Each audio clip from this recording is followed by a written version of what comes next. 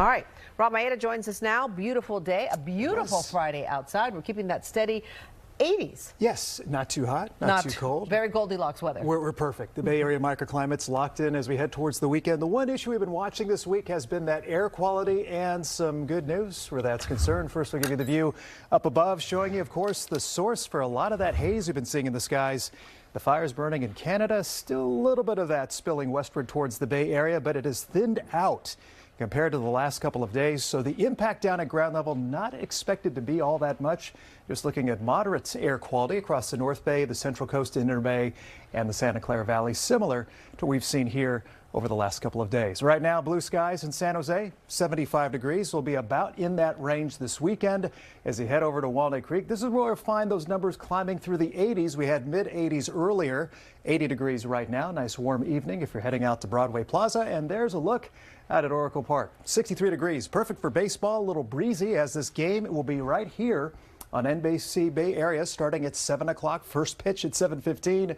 Numbers there in the low 60s with some patchy low clouds as we head into the evening hours. Now, notice what's happening to the Sierra. If you're in the East Bay, looking off to the east, you can probably see those big towering thunderstorms. They're actually atop the Sierra, and you can see how the clouds are kind of drifting to the west. This is the area we'll be watching as we move forward through the weekend, mostly south of Lake Tahoe tomorrow afternoon. For a repeat performance of thunderstorms, this will include Yosemite, but if your mountain plans include Mount Shasta on Sunday, notice how some of that now spills to the north.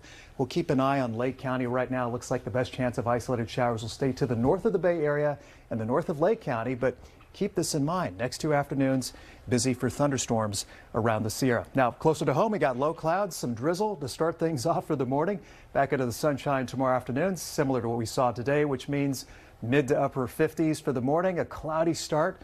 Sunny skies start to take over inland around noon tomorrow, and highs in the upper 70s around San Jose, still hanging on to those mid 60s in San Francisco and low 70s into Oakland. And Sunday, a little bit warmer. This is a slight warming trend that will put us in the mid to maybe upper 80s in a few spots out towards Solano County by Monday.